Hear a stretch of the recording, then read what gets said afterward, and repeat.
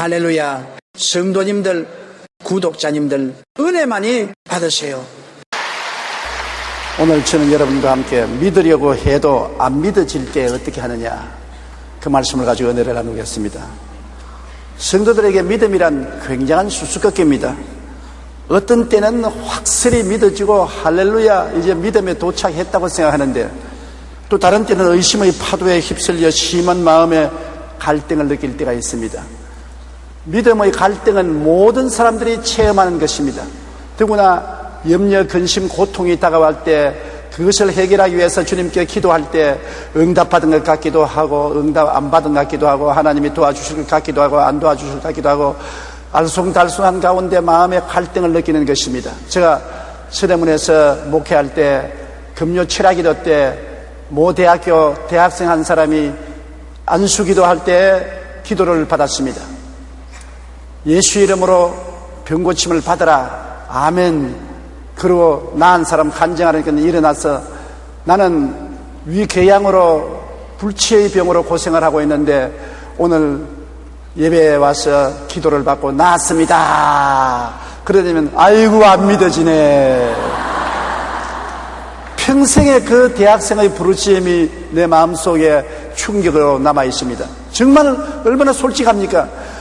꼭 나아야 되겠는데 나았다고 믿으라니까 안 믿을 도리는 없고 믿기는 믿습니다고 했는데 의심이 들어와서 안 믿어지니까 아이고 안 믿어지네. 그게 우리 모든 사람들의 절박한 고백인 것입니다. 믿어지는 것 같기도 하고 안 믿어지는 것 같기도 하니 믿습니다. 아이고 안 믿어지네. 그것이 오늘 읽은 성경 말씀 가운데 미친 아들을 데리고 온 아버지의 고백인 것입니다. 예수님이 변화산상에서 9 제자들을 데리고 내려오니 큰 토론이 벌어졌습니다. 그게 한 아버지가 뛰어나와서 주님, 내 아들이 몹시 귀신 들려서 고통을 당합니다. 물에도 쓰러지고 불에도 쓰러지고 죽을 뿐 당한 것도 수없이 있는데 제 아들에게 데려와도 고치지 못하더이다. 우리 아들을 고쳐주옵소서. 주님께서 믿음이 없는 세대여 내가 얼마나 너희를 돌봐야 되겠냐고 단식하시고 그 아들을 데려오라니, 데려오니까 귀신이 그 아들을 덮쳐서 넘어져서 거품을 물고 팔이 해져가는 것입니다. 그래서 주님께서 그 아들을 바라볼 때 그 아버지가 하는 말이 무엇을 하실 수 있거든 도와주십시오. 할 수 있거든 무슨 말이냐? 믿는 자에게는 능치 못하심이 없나니라. 그러니까 주여 믿나이다. 아이고 안 믿어지네. 나 믿음 없는 것을 도와주소서. 얼마나 솔직한 말입니까? 절박하지요. 아들이 귀신 들려서 팔이 해져 가는데 낫긴 나아야 되겠는데 주님이 믿는 자에게는 능치 못하심이 없다고 했으니 큰 부담 아닙니까? 믿기는 믿어야 되는 주여 내가 믿나이다. 아이고 믿음 없는 것을 도와주옵소서. 이러한 절박한 체험을 우리도 하게 되는 것입니다. 우리가 하나님께 나와서 믿으려고 할 때 마음에 안 믿어지면 어떻게 해야 될까요? 첫째로 깊이 생각해 봐야 될 것이 있는 것입니다. 염려 근심을 해도 소용이 없다는 것을 깨달아 알아야 되는 것입니다. 안 믿어진다고 해서 염려 근심을 한다고 문제가 해결되면 좋겠는데 문제가 해결 안 되니 염려 근심을 해도 소용이 없다는 것을 마음속에 깊이 깨달아야 되는 것입니다. 걱정한다고 키가 작은 사람이 한 자나 더 크게 할 수도 없고, 내가 염려 근심한다고 머리가 검은 머리를 한 트럭도 희게 하거나 흰 머리를 검게 할 수 없는 것입니다. 마태복음 6장 27절에 너희 중에 누가 염려함으로 그 키를 한 자라도 더 할 수가 있겠느냐? 5장 36절에 내 머리로도 하지 말라. 이는 내가 한 트럭도 희고 검게 할 수 없나니라. 우리 힘으로 할 수 없는 것, 염려 근심한다고 문제가 해결되는 것이 아니고 염려 근심함으로 우리 자신이 더 파괴될 따름인 것입니다. 염려 근심이 일어날 상황에 아무런 영향력도 발휘할 수 없다는 그 자신을 분명히 바라야 되는 것입니다. 나는 힘으로도 할 수 없고 능으로도 할 수 없는 무능력자다. 염려한다고 조금도 영향력이 나타날 수 없다는 것을 알아야 되는 것입니다. 염려하면은 병만 되는 것입니다. 마음의 즐거움은 양약이라도 마음의 근심은 뼈로 마르게 한다고 말한 것입니다. 근심할수록 뼈가 마르니 살이 녹아지지요. 염려 근심은 엄청난 질병과 고통과 연약을 가져오는 것입니다. 고린도후서 7장 10절에도 세상 근심은 사망을 이룬다고 하는 것입니다. 근심을 하면은 영육간에 사망이 다가와요. 뼈도 마르고 살도 녹고 사망이 다가오는 것이 염려 근심이기 때문에 이것은 일도 해결되지 아니하고 반대로 사망이 다가오고 뼈가 마르고 살이 녹는 고통이 다가오기 때문에 우리가 염려 근심은 절대로 하지 말고 이것은 하나님 앞에 내어 맡겨야 되는 것입니다.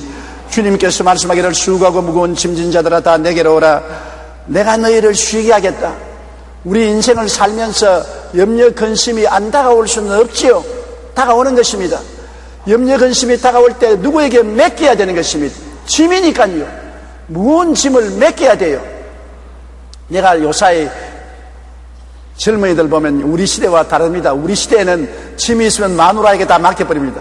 마누라가 머리에 이고 손에 들고 남자는 더 포켓에 손 넣고 따라오던데, 요사이는 마누라가 전부 짐을 남자에게 맡겨서 남자가 땀을 뻘뻘 흘리면서 양손에 짐을 쥐고 어깨에 걸머쥐고 오는데 여자는 쌍선 쓰고 척척척척 따라옵니다. 친정 어머니는 보고 사위 잘 쫓다, 좋다, 내 사위 잘한다니. 시어머니는 저런 애써서 공부시키고 장가보낼 때니 마누라 위해서 저런 노동을 하고 일하고 아이고 답답해라. 그런 시대가 와 있는 것입니다. 짐을 내가 다 짊어지면 힘이 들기 때문에 남이 맡겨줄 수 있으면 남이 맡으면 좋지 않습니까? 근데 우리 짐을 누가 져주시는 것입니까? 하나님의 아들 예수님께서 너희 짐을 내게로 다 가져오너라, 내가 맡아주마. 그러니 예수 믿는 사람이 얼마나 팔자가 늘어졌습니까? 우리의 크고 작은 짐을 맡아주겠다는 분이 계신데, 짐을 다 사양하는데 예수님은 맡아줄 터이니 내게 와서 맡기라고 하는 것입니다. 그러므로 주님께 엎드려서 1시간이고 2시간이고 주님 맡기십니다. 맡아주옵소서, 맡아주옵소서, 맡아주옵소서. 내 마음속에 평안이 올 때까지 자꾸 주님께 맡겨요. 자꾸 맡겨요. 복잡한 말 하지 마십시오. 주여 나는 못 집니다. 맡아주시옵소서. 내 힘으로는 할 수 없습니다. 맡아주시옵소서. 나는 조금 더 변화시킬 수 없습니다. 맡아주시옵소서. 그렇게 하면 나중에 마음에 평안이 오고 주님께서 짐을 맡아주는 것입니다.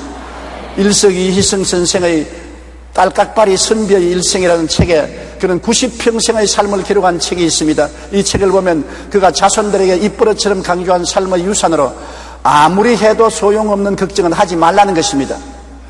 걱정도 팔자라고 말하면서 아무리 걱정해도 해결되지 않는 문제는 걱정하지 말라고 말하고 있는 것입니다. 우리는 수고하고 무거운 짐, 근심의 멍에를 걸머쥐고 사는데 이를 다 벗어버리고 살아야 되는 것입니다. 왜냐하면 예수님께서는 너희 내일 일을 염려하지 말라, 오늘 근심은 그날에 족하다고 말한 것입니다. 그렇기 때문에 염려 근심을 예수께 와서 맡겨야 될 일은 이판 저판 사판일 바에야 억지로라도 믿어보는 게 좋습니다. 그렇지 않습니까? 걱정해도 해결이 안 되고 염려해도 해결 안 되고, 그렇다고 해서 내가 걸머질 수도 없고 날 대신 걸머질 자도 없으니까 에라 주님께 맡겨버리자. 이판 저판 사판이다. 살려주면 살고 죽으면 죽으리다. 완전히 마음의 결단을 내리고 주님께 내가 맡겨버려야 되는 것입니다. 베드로전서 5장 7절에 너희 염려를 다 주께 맡기라. 이는 그가 너를 돌보심이라고 말하는 것입니다. 맡기면 돌보아 주겠다는 것입니다. 눈에는 아무 전가 안 보이고 귀에는 아무 소리 안 들리고 손에 잡히는 것 없어도 약속을 했지 않습니까? 주님의 약속은 눈에 보이고 귀에 들리고 마음에 깨달으시지 않습니까? 약속의 말씀 위에 염려 근심을 내어 맡길 수가 있는 것입니다. 빌립보 4장 6절로 7절에 아무것도 염려하지 말고 다만 모든 일에 기도와 간구로 너희 구할 것을 감사함으로 하나님께 아뢰라. 그리하면 모든 지각에 뛰어난 하나님의 평강이 그리스도 예수 안에서 너희 마음과 생각을 지키시리라. 보세요. 염려와 근심을 간절히 주님께 구하면 마음의 평안이 와서 마음의 생각과 모든 심사를 지켜주겠다는 것입니다. 평안이 올 때까지 기도해라. 맡아줄 자는 있다.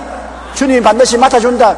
진정으로 맡기느냐 안 맡긴다는 주님 살피는 것이기 때문에 내가 간절히 기도해서 주님께 진정으로 맡기면 주님께서 맡아주고 그 대신 평안으로 우리 마음속을 채워주신다는 것입니다. 그렇기 때문에 예수 믿는 사람이 얼마나 큰 축복인지 말로 다 할 수가 없습니다. 잔 윌턴이라는 사람은 되는 대로 인생을 살아온 사람입니다. 어느 것 하나 오랫동안 집중하는 법이 없고 여기저기 기웃거리며 방랑 생활을 하고 거르지 생활을 했던 것입니다. 그러던 중에 그는 우연히 교회에 나가 설교를 듣다가 큰 감동을 받게 되었습니다. 누가복음 17장 6절에 겨자씨 하나를 만한 믿음이 있더라면 이 뽕나무들어 뿌리가 뽑혀 바다에 심기어라 하였을 것이요 그것이 너에게 순종하였으리라. 이 말씀을 듣고 그는 크게 감동했습니다. 야, 겨자씨 하나만 있으면 뽕나무들어 뽑혀 바다에 던지라고 하는데 나는 못한다, 안 된다, 할 수 없다고 그러지 생활을 할 필요가 없구나. 그래서 이리저리 친구에 부탁을 해서 겨자씨 하나를 구했어요.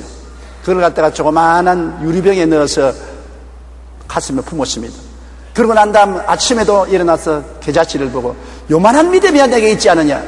저녁에도 잘 때 그것을 내보고서 야, 겨자씨만한 요 믿음이야 내게 있지 않느냐. 그래서 그는 그 겨자씨만한 믿음이 있다고 생각하고 난 다음에 할 수 있다, 하면 된다, 해보자고 하는 것입니다. 내가 아무리 믿음이 없더라도 요 겨자씨만한 믿음은 있지 않느냐. 그러니 할 수 있다, 하면 된다, 해보자. 그러고 사업을 시작한 것이 여러 가지 시련과 환란이 다가올 때마다 그 병을 내놓고 들여다보고 요만한 믿음이 있으니까 이 환란도 지나간다, 이 문제도 해결된다 믿습니다. 그리고 오뚜기처럼 일어나곤 했습니다. 나중에 크게 성공해서 큰 부자가 되었어요. 영국 여왕의 자기까지 얻었습니다. 그리고 71세 은퇴하면서 그가 말한 길을 내가 오늘 이렇게 된 것은 어려울 때마다 겨자씨를 보고 나는 겨자씨만한 믿음이 있기 때문에 문제는 해결되고 하나님의 역사는 일어난다고 확신해서 모든 난관을 이기고 마음의 평안을 가지고 승리할 수 있었다고 말한 것입니다. 믿는 자에게는 능치 못하심이 없다고 말한 것입니다. 주님이 할 수 있거든요. 무슨 말이냐. 믿는 자에게는 능치 못하심이 없나니라. 그런데 여러분, 아이고 나는 믿음이 없습니다. 겨자씨를 보세요. 겨자씨 얼마나 적습니까? 나도 겨자씨 때문에 큰 위로를 받은 것은 서대문에 있을 때 중동에서 온 친구 한 사람이 겨자씨를 좀 갖다 주어서 너무나 겨자씨가 적기 때문에 내가 성도들에게 보여주려고 새벽 기도에 나가서 성경책 위에 펼쳐놓고 지나오면서 보라고 했는데 쭉 성도들이 줄을 서서 성경에 펼쳐놓은 겨자씨를 보는데 할머니 한 분이 가까이 와서 목사님 안 보이는데요. 가까이 와서 보니까 그래도 안 보이는데 여기는 막 이바람에 다 날아가 버렸어요. 얼마나 마음에 화가 나는지 왜 겨자씨 구경을 시키려는데 너무 가까이 와서 말 안 해서 바람에 다 날아가게 하느냐. 뒤에 사람들은 또 불평을 하는데 그때 성령이 내게 깨닫게 한 것입니다. 봐라, 할머니 입바람에도 날아가는 겨자씨가 얼마나 적으냐. 그만한 믿음만 있으면 오케이다. 무슨 태산 많은 믿음을 원하지 말아라. 겨자씨만한 믿음이야 너가 가고 있지 않느냐. 있는 것을 없다고 말하기 때문에 문제지, 있는 것을 있다고 말하면 너는 믿음이 있는 사람이다. 로마서 12장 4절에 따라 말씀해서 하나님이 각 사람에게 믿음을 분량대로 나누어 주셨으니, 그러므로 여러분은 믿음이 있는데 자꾸 없다고 생각하니까 그게 문제라고. 큰 믿음을 기대하지 마십시오. 주님이 언제 큰 믿음을 가지라 하는 것입니까? 겨자씨 하나를 만한 믿음은 가지라 하는 것입니다. 겨자씨는 다 가지고 있는 그만한 믿음인 것입니다.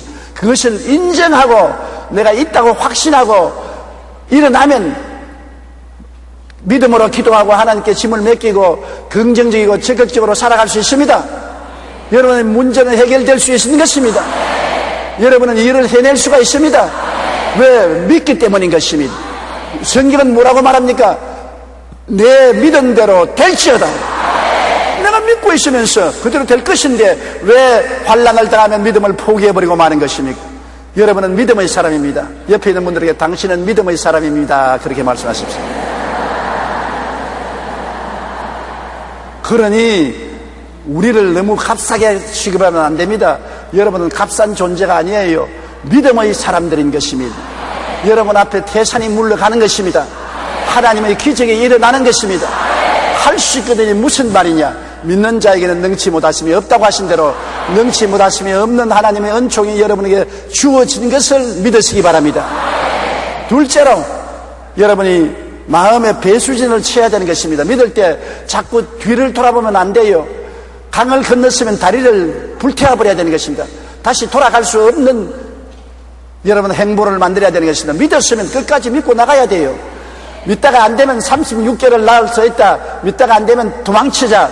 이렇게 되면 하나님이 너 엉터리 믿음을 가졌다고 말하는 것입니다. 아예 살든지 죽든지 흥하든지 망하든지 믿습니다.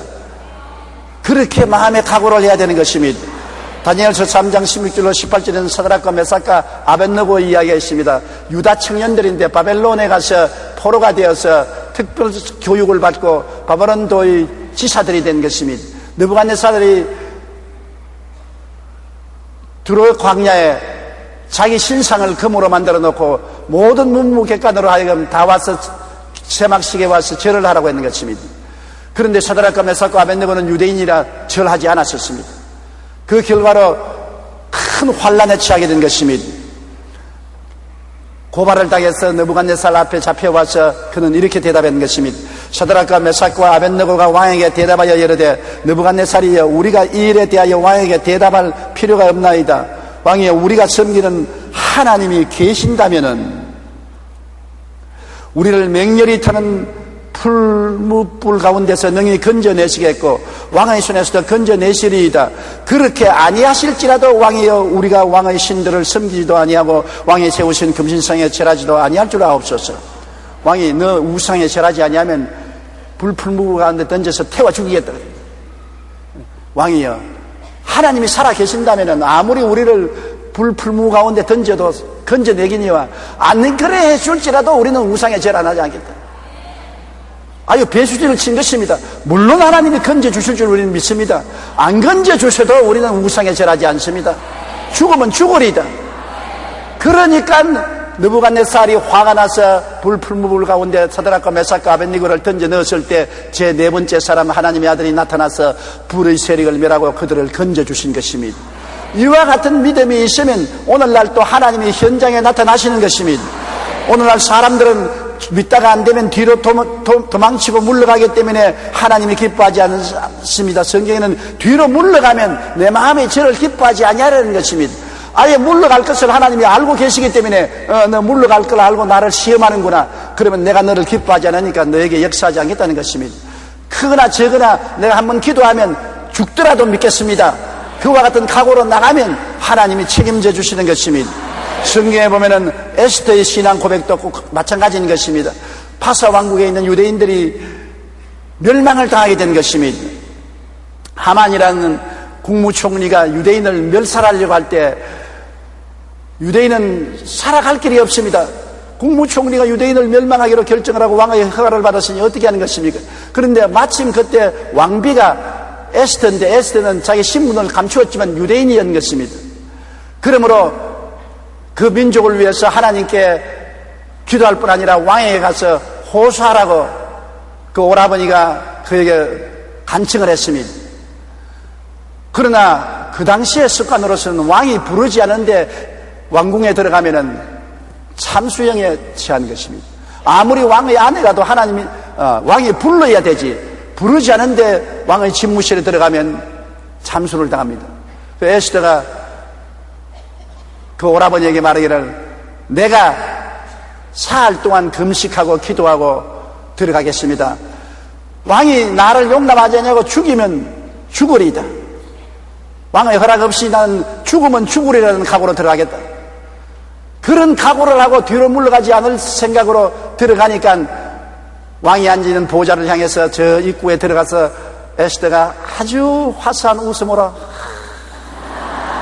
웃으면서 왕을 쳐다보니까 왕이 간장이 녹도록 사랑스럽단 말입니다. 그러니까 홀을 싹 내밀었습니다. 왕이 잡고 있는 그 지팡이가 홀인데 홀을 내밀으면 그 홀을 만지면은 사형에 면하는 것입니다. 에스더가 가서 홀 지팡이를 잡았습니다. 왕이 에스더야 왜 왔는고? 네가 원하면 나라 반이라도 주겠노라. 이런 해결됐지 뭐. 그 에스더가 왕에게 사정을 말해가지고서 유대민족이 다 구출을 받은 적이 있는 것입니다. 죽으면 죽으리다는 각오로서 나갔기 때문에 그런 일이 일어났지 나는 죽을까 겁이 나서 못하겠습니다 했으면 그런 역사는 일어나지 않은 것입니다. 사도 바울 선생이 복음을 전가할 때 어떻게 했습니까? 그는 온 소아시아를 복음화했는데 어떤 각오를 했냐? 망하면 망하겠다는 각오를 가지고 복음을 전한 것입니다. 빌립보서 1장 20절로 21절에 나의 간절한 기대와 소망을 따라 아무 일이든지 부끄러워하지 아니하고 지금도 전과 같이 온전히 담대하여 살든지 죽든지 내 몸에서 그리스도가 존귀하게 되려 하려니 이는 내게 사는 것이 그리스도니 죽는 것도 유익이라. 살아도 좋고 죽어도 좋다. 나는 일신을 생각하지 아니하고 복음을 전가한다.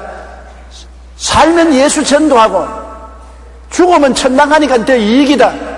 살면 전도요 죽으면 천국이라는 우리 최하실 목사님의 슬로건처럼 그와 같은 각오로서 바울 선생이 나왔기 때문에 천하가 그 앞에 뒤집혀진 것입니다. 자기 일신을 다 생각하고 자기의 생명의 안위를 생각하고 형편이 좋으면 나가고 형편이 나쁘면 뒤로 물러가겠다는 그러한 약삭빠른 생각으로서 나아갔더라면 세계는 복음화되지 못했을 것입니다. 살면 전도요 죽으면 천국이다. 살든지 죽든지 내 몸에서 그리스도가 영광을 받기를 원한다. 그와 같은 각오로 나가는 앞에 마귀가 한 길로 왔다가 7길로 도망을 칠 수밖에 없는 것입니다. 그러므로 우리도 하나님을 믿을 때 이와 같이 배수진을 치고 믿어야지, 그렇지 않고 약삭빠르게 좋을 때는 뛰어나가고 어려우면 뒤로 물러가서 도망치겠다, 그러한 생각을 하고서 기도하고 믿으니까 역사가 일어나지 않은 것입니다.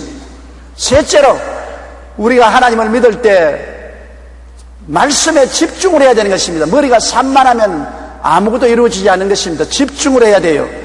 우리가 할 수만 있으면 부정적인 것은 보지 말고 공포를 보지 말고 집중적으로 하나님의 말씀을 봐야 되는 것입니다. 군대에서 낙하산을 타는 훈련을 시킬 때 교관이 언제나 군인들 보고 말합니다. 밑을 내다보지 마라. 어지러워서 못 뛰어내린다. 먼 산을 바라봐라.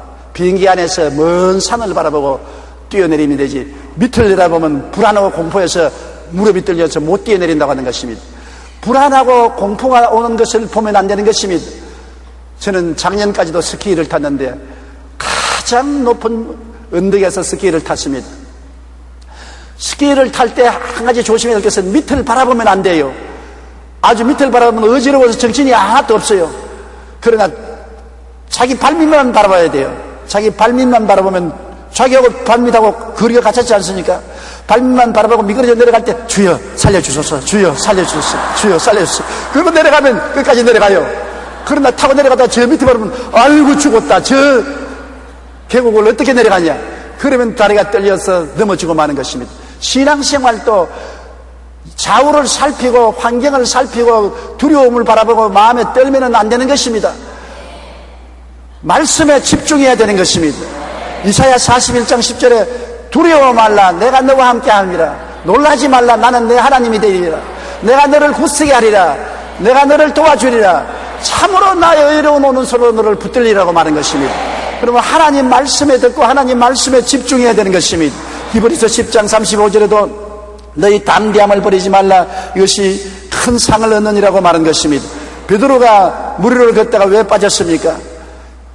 그들이 밤바다를 건너가는데 바람이 불고 파도가 쳐서 아주 고통을 당하고 바다를 건너가는데 예수님이 물으로 걸어왔습니다. 캄캄한 밤에 바람은 불고 파도는 치는데 허연 물체가 떴다 내렸다 하면서 다가오니까 유령이 나타났다고 말하는 것입니다.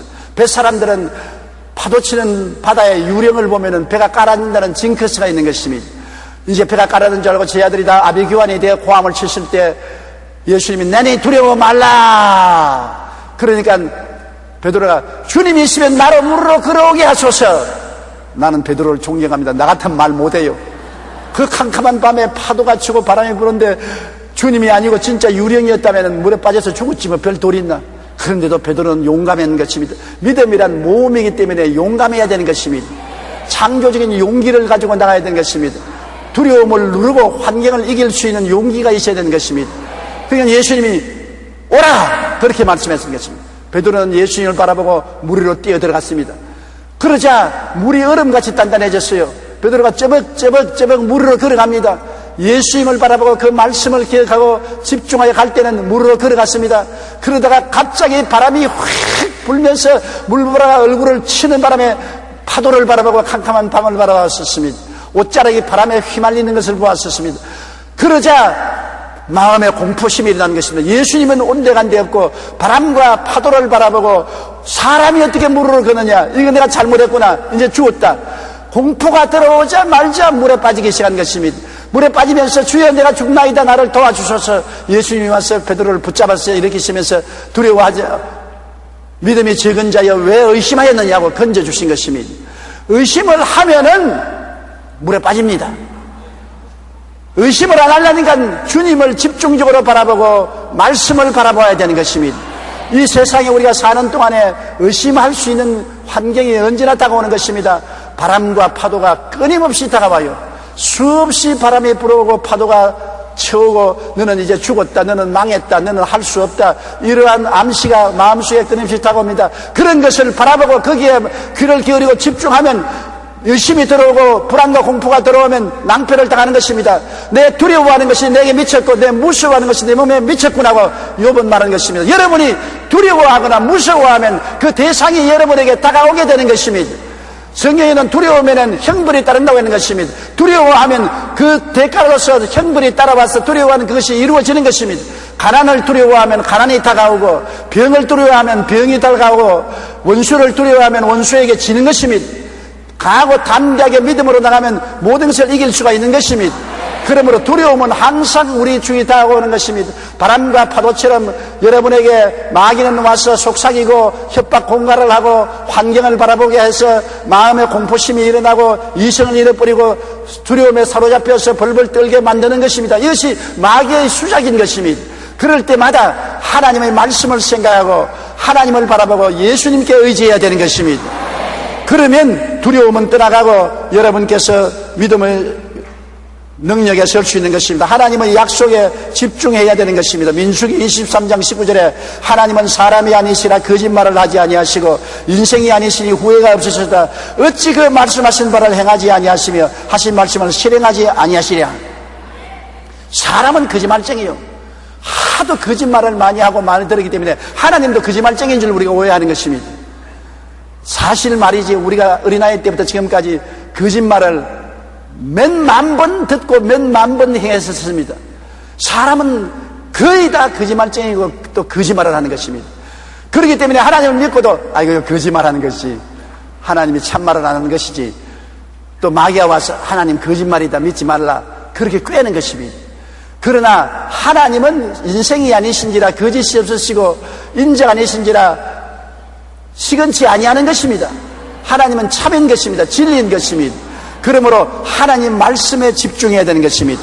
저 하늘이 무너지고 이 땅이 꺼져도 나 입에서 나오는 말은 1.1핵도 변하지 않는다고 말하는 것입니다.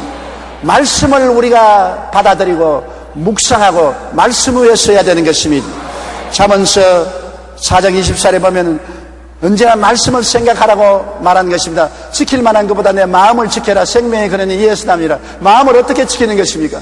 말씀을 생각하면서 마음을 지킬 수가 있는 것입니다. 말씀은 흔들리지 않는 것입니다. 말씀을 떠나면 여러분 마음이 흔들리는 것입니다. 그리고 항상 마음속에 꿈을 꾸십시오. 빌립보 2장 13절에 너희 안에서 행하시는 이는 하나님이시니 자기의 기쁘신 뜻을 위하여 너희에게 소원을 두고 행하게 하시나니. 소원은 꿈으로 변화되는 것입니다. 집을 소원하면 집을 꿈꾸게 되고 바다에 가기를 소원하면 바다를 마음에 꿈꾸게 되고 자동차를 사기를 원하면 자동차를 꿈꾸게 되는 것입니다. 마음에 항상 하나님의 약속의 말씀이 이루어진 것을 꿈꾸십시오. 하나님이 나를 붙들어 주시고 도와주시고 은혜 주신 것을 마음속에 꿈꾸는 것이 정말 하나님 말씀을 굳게 쓰는 것입니다. 에베소 3장 20절에 우리 가운데 역사하시는 능력대로 우리가 구하는 것이나 생각하는 모든 것에 넘치도록 능히하실 하나님이 우리와 같이 계신다고 말하고 있기 때문에 구하기나 생각하는 것보다 넘치도록 역시하는 것입니다. 말씀을 믿고 꿈을 꾸고 있으면 불가능이 가능으로 변화되는 것입니다. 아주 오래전에 릴리언 딕슨이라는 여인이 그의 남편과 함께 대만에 선교를 결정하고 미국을 떠났습니다. 이들 부부는 대만에서 대만 정부의 사회사업 관리인과 선교에 대해 의논했습니다. 그러자 담당자는 이들의 이야기를 미처 듣기도 전에 과거 선교 단체들이 모두 실패를 했다고 예를 들면서 무조건 대만에서는 안 됩니다. 대만에서는 기독교 복음을 전해도 안 받아줍니다. 실패합니다. 미국으로 돌아가십시오. 당신들이 여기서 기독교를 전한다는 것은 정말 불가능한 일입니다. 우리 대만 사람들은 우리의 종교가 따로 있기 때문에 여기에 선교할 필요가 없습니다. 불가능하니 돌아가십시오. 그렇게 말했습니다. 그러자 릴리언 딕슨 부인은 불떡이 나서 창가로 나가서 바다를 향해 손가락을 가르쳤습니다. 저기 바다가 보이죠? 대만 사람들을 도와주고 예수 그리스도를 전할 수 있는 방법은 얼마든지 있습니다. 마치 저 바닷물을 한 양동이씩 퍼내는 것처럼 어렵긴 해도 불가능하지는 않습니다.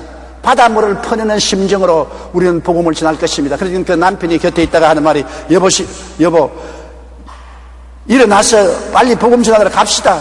일어날 필요 없습니다. 그들은 하나님이 보내셨다는 확신을 가지고 믿음과 꿈을 가졌습니다. 아무리 안 된다 해도 대만에 복음을 전가할 수 있다는 꿈을 가지고서 대만에서 50년 넘게 선교 사역을 했는데 학교와 병원, 교회 등을 5,000개나 짓게 된 것입니다. 안 된다는 것이 된 것입니다. 믿고 꿈을 꾼 결과로 꿈꾼 대로 된 것입니다. 여러분이 믿고 꿈을 꾸면은 그 꿈꾼 대로 이루어지는 것입니다. 환경을 바라보면 꿈을 못 꿉니다. 환경을 바라보면 두려움이 들어와서 모든 꿈을 포기하게 되지요. 아무 눈에 전혀 안 보이고 아무 귀에 들리는 것 없고 내 앞길 칠흑같이 어두워도 믿고 꿈을 꾸십시오. 꿈이 여러분 운명과 환경을 변화시키는 기적을 베풀어 주는 것입니다. 하나님의 약속을 잡고 꿈꾸고 나아갈 때 이처럼 놀라운 역사가 일어나는 것입니다. 마태복음 15장 28절에서 이방인의 믿음에 대해서 예수님은 내 믿음이 크도다, 내 소원대로 되라고 말씀하신 것입니다. 하나님의 약속에 집중하고 생각하고 꿈꾸며 믿고 선포할 때 놀라운 역사가 일어나게 되는 것입니다. 우리는 마음속에 한번 믿었으면 믿음을 굳게 잡고 흔들리지 말아야 되는 것입니다. 예수님께서 이르시되 할 수 있거든이 무슨 말이냐? 믿는 자에게는 능하지 못한 일이 없느니라. 할 수 있다 없다 말하지 말라. 믿는 자에게는 능치 못하심이 없다. 안 믿으니까 안 되지. 믿으면 된다는 것입니다. 믿음이 없다고 생각하지 마십시오. 제가 전에 말한 것처럼 겨자씨 하나만한 믿음은 있습니다. 나도 빠른 시일 내에 겨자씨 하나를 조그만 유리병에 담아서 포켓에 넣고 다닐 작정입니다. 내가 50년 동안 목회했지만은 지금도 마귀가 와서 안 된다, 너 믿음이 약하다, 정말 내가 믿느냐 의심이 생길 때가 오는 것입니다. 겨자씨 하나만 믿으면 있거든. 그러면 겨자씨 보고 나는 요만한 믿음은 있다, 요만한 믿음만 있으면 충분하다, 더 큰 믿음이 필요 없다, 그러고 나갈 수 있게 하기 위해서 그렇게 하려고 합니다. 여러분도 필요하면 겨자씨 하나를 구해가지고서 병에 담고 다니십시오. 그것을 보고 믿음을 얻게 되시기를 바랍니다. 마가복음 11장 24절에도 그러므로 내가 너에게 말하니 무엇인지 기도하고 구한 것은 받은 줄로 믿으라. 그리하면 너에게 그대로 되리라고 말한 것입니다. 빌리그람 목사가 집회를 하는데 어떤 사람이 이런 질문을 했습니다. 목사님은 장차 올 미래에 대하여 많은 설교를 했는데 그렇다면 목사님의 장래를 압니까? 그래서 빌리그람 말했습니다. 나는 내 장래에 어떤 일이 날지 전혀 모릅니다. 그런데 어떻게 세계가 역사가 어떻게 될지 장래 일을 그렇게 담대히 말합니까? 나는 내 장래 일은 몰라도 장래를 붙잡고 있는 그분을 알고 있는 것입니다. 하나님이 내 장래를 좌우하시는 것인데 그 하나님이 내 아버지인 것을 알고 있습니다. 그러므로 걱정하지 않고 맡겨놓습니다. 여러분, 우리 장래 일은 하나님의 손에 있기 때문에 하나님께 맡기고 믿기만 하십시오. 믿기만 하십시오. 믿고 꿈을 꾸십시오. 장래는 하나님이 보장해 주시는 것입니다. 미래가 여러분의 힘으로 붙잡아지는 것이 아닌 것입니다. 하나님이 붙잡고 계신다는 것을 알아야 되는 것입니다. 그리고 여러분의 믿고 마음속에 생각하고 꿈꾸고 한 것을 입으로 늘 긍정적으로 말하십시오. 부정적으로 말하면 나라가 망하고 개인도 망합니다. 우리 한국 사회는 너무나 부정적인 말을 좋아합니다. 긍정적인 말은 안 하려고 하는 것입니다. 텔레비전을 틀어보십시오. 거의 말하는 것은 부정적인 말을 하는 것입니다. 우리 일상생활에도 언제나 개인, 가정생활, 자녀, 사업이나 이웃에 대해서 부정적인 말을 하는 것입니다. 그래서 도적질 당하고 죽임을 당하고 멸망을 당하는 것입니다. 무엇을 보든지 긍정적으로 보고 긍정적으로 말하는 것이 우리에게 축복을 가져오는 것입니다. 긍정적인 말을 소리내어 수백 번, 수천 번 고백하십시오. 여호수아기 1장 8절에 보면 이 율법책을 내 입에서 떠나지 말게 하라. 주야로 그것을 묵상하며 그 안에 기록된 대로 따지게 행하라. 그리하면 내 길이 평탄하게 될 것이며 내가 형통하리라. 어떻게 하면 내 삶이 형통하고 평탄해지겠습니까? 형통하기를 원치 않은 사람 누가 있어요? 평탄하기를 원치 않은 사람 누가 있어요? 형통과 평탄은 믿고 꿈꾸고 말하는 데 따라오는 것입니다. 여러분이 믿고 그것이 이루어진 것을 꿈으로 바라보고 입술로 말해야 되는 것입니다. 눈에는 아무 증거 안 보이고 귀에는 아무 소리 안 들리고 손에는 잡힌 거 없어도 긍정적이고 적극적이고 창조적으로 말해야 되는 것입니다. 할 수 있거든요. 무슨 말이냐? 못한다고 말하면 안 된다는 것입니다. 믿는 자에게는 능치 못하심이 없느니라. 나는 된다, 나는 할 수 있다, 하면 된다, 일은 이루어진다, 승리한다, 성공한다, 적극적으로 긍정적으로 말하는 여러분 되시기 바랍니다. 우리 한국 속담에도 울어보고 웃어보니 웃는 것이 낫더란 말이 있는 것입니다. 부정적인 말에서 좋을 거 뭐가 있습니까? 마귀에게 선수를 주어서 도적질하고 죽이고 멸망시키도록 만드는 것밖에 없지 않습니까? 긍정적인 말을 하면은 하나님의 성령이 그를 통해서 오셔서 어두움에서 빛을, 죽음에서 생명을, 무질서에서 질서를, 절망에서 소망을 주는 역사를 베풀어 주지 않는 것입니까? 할 수 있습니다. 변화가 오는 것입니다. 기적이 다가오게 되는 것입니다. 우리는 영혼이 잘 되고 범사에 잘 때문에 강건하고 생명을 얻게 풍성히 얻게 됩니다. 환경이 아무리 어렵고 수산스러워도 그것은 환경에 불과한 것입니다. 우리는 환경을 따라 살지 않고 하나님과 함께 사는 것입니다. 환경이 우리를 도와주어서 사는 것이 아니라 하나님이 우리를 도와주어서 사는 것입니다. 환경의 손을 잡고 사는 것이 아니라 하나님의 손을 잡고 사는 것입니다. 환경은 바람이 불고 파도가 치지만은 바람을 맞받고도 파도 위를 걸어갈 수 있는 것은 하나님을 바라보고 하나님 말씀을 믿고 하나님의 은혜를 꿈꾸고 하나님 말씀을 입술로 고백하고 나가면 여러분 생활 속에 놀라운 기적의 역사가 나타나게 되는 것입니다. 염려, 근심, 불안, 공포가 태풍처럼 불어닥칠 때 우리의 마음은 바다 물결처럼 흉흉하고 걷잡을 수 없이 흔들립니다. 그때 우리를 구원해 주실 하나님을 찾고 믿어야만 하는 것입니다. 믿음만이 파멸에서 건져주는 능력이 되는 것입니다. 믿음만이 여러분의 미래를 열어주는 하나님의 능력이 되는 것입니다. 그리고 그 믿음은 예수를 믿을 때 하나님이 각 사람에게 선물로 주신 것입니다. 여러분은 모두 다 겨자씨만한 믿음은 가지고 있습니다. 그것이면 충분합니다. 그것이면 뽕나무도 뽑히어서 바다로 가고 태산도 물러가는 것입니다. 기적이 일어나는 것입니다. 하나님의 역사가 나타나게 되는 것입니다. 여러분은 패배자가 아닙니다. 물러갈 자가 아닙니다. 승리자여 영광을 성취할 하나님의 용사들인 것입니다. 여러분이 가지고 있는 겨자씨만한 믿음은 다윗이 손에 든 물맷돌인 것입니다. 골리앗이 아무리 키가 장대하고 노철갑 옷을 입고 노경갑을 하고 창이 배틀치만큼 커도 다윗의 물맷돌 하나에 꿰꾸러진 것입니다. 환경이 아무리 으시시하고 무서워도 물맷돌만한 겨자씨 믿음 앞에 꿰꾸러지는 것입니다. 따라 말씀하세요. 믿으면 됩니다. 나는 믿음을 가지고 있습니다. 믿습니다. 기도드리겠습니다. 하늘에 계신 우리 아버지 하나님이여, 염려, 근심, 불안, 공포가 쉬지 않고 우리에게 출렁거리고 다가오는 것입니다. 이를 대비할 수 있는 길은 하나님을 바라보고 믿는 길밖에 없는 것입니다. 믿음으로 염려, 근심, 불안, 공포의 파도를 물리치고 바람을 물리치고 그 위를 밟고서 건너가는 우리들이 되게 도와주시옵시고, 빠져서 허덕이는 우리들이 되지 말게 하여 주시옵소서. 하나님이 우리를 흑암의 권세에서 건져내사 그 사랑의 아들 나라로 옮겨주신 것을 감사합니다. 구원받았습니다. 성령님 모시고 있습니다. 믿음을 가지고 있습니다. 말씀을 선물로 받았습니다. 믿습니다. 긍정적으로 생각합니다. 꿈꿉니다. 긍정적으로 말합니다. 우리를 붙들어 주시고 우리 안에 역사하여 주시고 기적을 일으켜 주시옵소서. 예수님 이름으로 기도드립니다. 아멘. 할렐루야. 아멘. 목사님 감사합니다. 구독과 좋아요는 제작하는 데 힘이 됩니다. 감사합니다.